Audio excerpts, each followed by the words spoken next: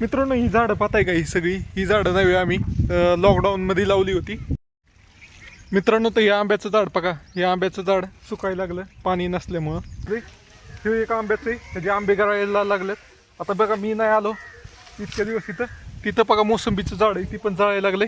एक बोचा पाईपच आणून सोडलाय. हे लई दिवस झालं पाणीच दिलं नाही याला. किती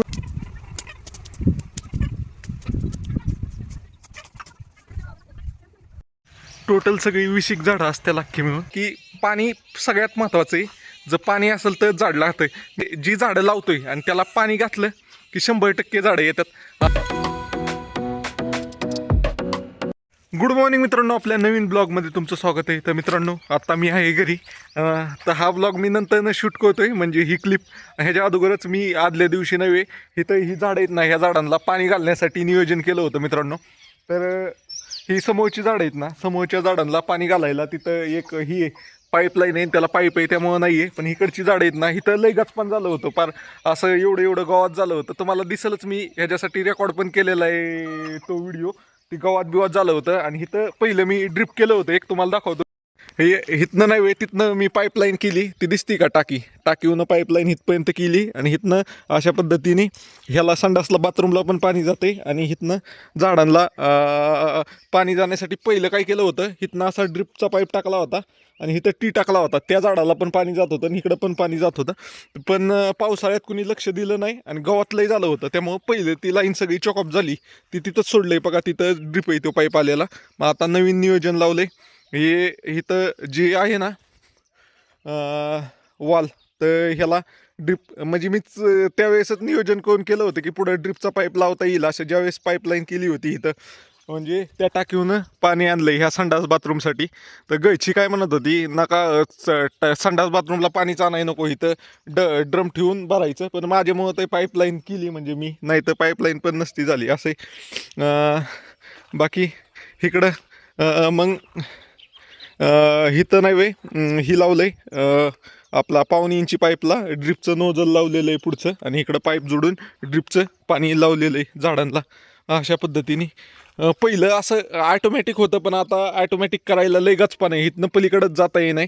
त्यामुळं नाही एक एक एक एक एक झाडाला ड्रिपचा पाईप सोडायचा. अशा पद्धतीने नियोजन आहे. तर इथं पाहू शकता, इथं संत्र्याचं झाड आहे, इथं आंब्याचं झाड आहे आणि इथं तिथं पण आंब्याचं झाड आहे, इथं पण आंब्याचं झाड आहे. या आंब्याचं झाडाला फांद्या तोडायला लागणार बहुतेक, कनेक्शनला अडचण कळते. ह्याला पण लागल्यात आंब. अशा पद्धतीने आहे.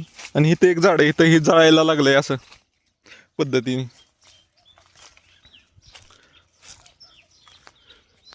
मित्रांनो, ही झाडं पाहताय का? ही सगळी ही झाडं नव्हे, आम्ही लॉकडाऊनमध्ये लावली होती. 18मध्ये नव्हती, 19-20मध्ये लावली होती. 18मध्ये तर दुष्काळच होता. तर त्यावेळेस लावलेली झाडं बघा अशी झालेली. आता उन्हाळा जास्त आहे त्यामुळे ते नारळ आहे, त्या नारळाला आता नारळ लागण्यासाठी हे आल्यात, कोंब आल्यात, त्यामुळे तिकडं पाणी सोडतंय. तर पहिलं इकडून असं नियोजन होतं, दोन्हीकडून पाणी जाण्यासाठी. इकडं पाहू शकताय, इकडून असं केलं होतं मी सगळं. मी फिरायला जात नव्हतो तेव्हा मीच लक्ष देतो सगळं. मी सगळं ही झाडं लावली होती, तिथनं तिथपर्यंत लावली होती. पण मी गेल्यापासून ही पाईप पाणी द्यायला कोण लक्ष द्याय नाही, काय होई नाही. ह्याला तर इथं आंघोळ वगैरे केली, कपडे धुते आमची चुलती, तर तिथनं पाणी इथं जाते. बाकी ह्या 2-3ला नारळ लागले, ही आंब लागलेत, पण त्याला पाणी जाई नाही. तर आता पाण्याचं नियोजन करतोय.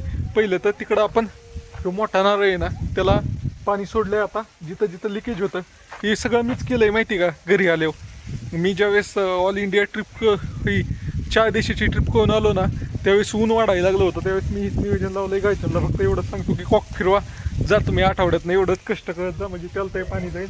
त्या पेरूच्या झाडाला जाते. इथं चिक्कूचं एक झाड आहे, चिक्कूचं लावलं होतं. चिक्कूचं पण लई ह्याच्या अडचणीत गेलंय. तिथं ह्याचं संत्र्याचं पण ते सुकायला लागलंय, त्याला पाणी घालायला पाहिजे. आता त्याचं नियोजन लावतो संत्र्याचं मी. चला, एवढे पैसे देऊन मी आणलं होतं. मित्रांनो, तर मी आता बऱ्याच दिवसांनी लक्ष दिलं ह्या साईडला. हे आंबा बिंबा आता तर स्वतः ही घेऊ शकतात. तर लक्ष दिलं. तिथे एक आंब्याचं झाड आहे, ती पाणी वाचून सुकून चाललंय, त्याला बी पाणी द्यायची गरज आहे. हे एक आंब्याचं आहे, त्याचे आंबे गळायला लागलेत.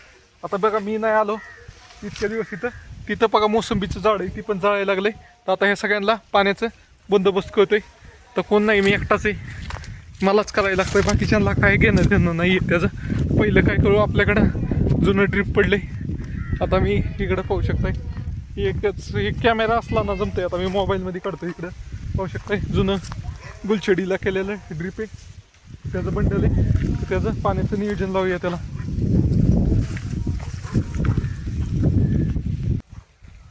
तर मित्रांनो, हा ड्रिपचा पाईप आहे ना, हा सरळ करून त्याला जुगाड करायचे. पहिलं जिथं मोठा फुटला आहे मोठं तिथूनच कट करायला लागणार अशा प्रकारे.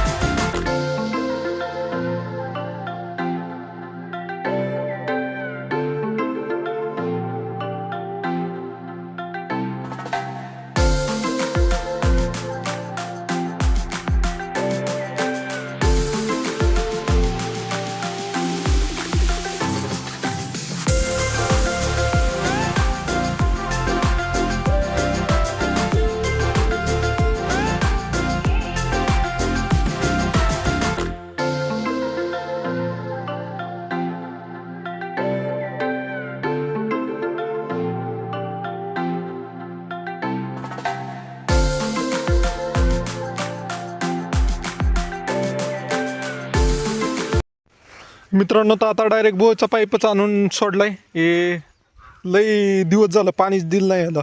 किती वेळ झालं, जवळपास मी 5 मिनटं झालं ह्या आंब्याच्या झाडात पाणी सोडलंय, पण पाणी तिथं काही साचानाच. डायरेक्ट नुसतं खाली खाली खाली खाली बुडातच जातंय पाणी सगळं. ह्या झाडाचं पण सेम तसंच झालंय. आता या ड्रिपच्या पाईपाने किती भिजणार होतं अशा प्रकारे आहे. तर पाहू शकता, याला आंबं लागलं होतं.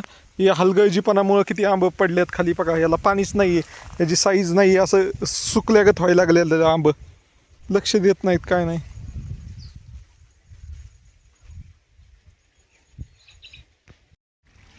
मित्रांनो, तर या आंब्याचं झाड बघा, हे आंब्याचं झाड सुकायला लागलं पाणी नसल्यामुळं. यार पाणी दे पाहिजे होतं, लक्ष नाही काय नाही. काय होतंय ते मी नंतर सांगाल तुम्हाला, जाऊ द्या, नाही सांगितलेलंच बरं. मित्रांनो, तर इकडची सगळी झाडं भिजून झाल्यात आता.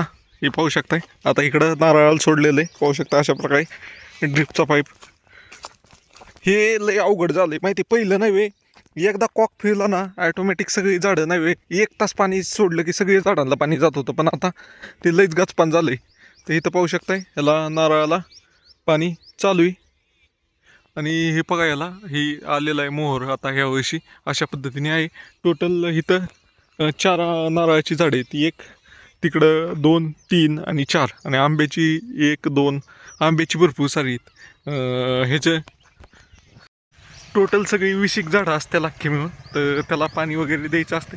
मेन म्हणजे कसं आहे माहिती का, हे आम्ही इथं हे घर आहे ना, हे घर आमचं जुनं घर पहिलं तिकडं होतं आणि 2004मध्ये आम्ही इथं राहिला आलो ह्या घरामध्ये. पण 2004पासून नव्हे, आमचे चुलते होते पुण्याला, त्यांना झाडं लावायची सवय होती. किती झाडं लावली माहिती का, जवळपास आम्ही 10 ते 15 वेळा नव्हे इथं प्लांटेशन केलं असेल. पण पाणी नव्हतं, पाणी नसल्यामुळं नव्हे एक झाड जगलं नाही. फार फार तर आम्ही प्रयत्न करायचो, उन्हाळ्यात पाणी संपलं की जायचं. जेव्हा आमच्या म्हणजे 2017 का 18मध्ये वडिलांनी एक बोरवेल घेतलं आणि बोरवेल घेतल्यानंतर पहिल्यांदाच आम्ही झाडं लावली ही सगळी. एवढी नव्हे, एक बी झाड गेलं नाही त्यातलं. काय काय गेली म्हणजे इथं शेडच्या जागेवर लावली होती ती झाडं काढून टाकली. बाकी पाणी सगळ्यात महत्त्वाचं आहे. जर पाणी असेल तर झाड लागतंय. मी स्वतः पाहिलंय 2004पासून नव्हे आम्ही 10 ते 15 वेळा पहिलं बदामाची झाडं लावली. परत वेगवेगळ्या प्रकारची शोची झाडं लावली. कुठलीच झाडं टिकत नव्हती, एखाद दुसरं झाडं टिकत होतं. पण जसं आपलं स्वतःचं पाण्याचा सोर्स झाला, बोर झालं, तेव्हापासून एक पण झाड गेलेलं नाही आहे.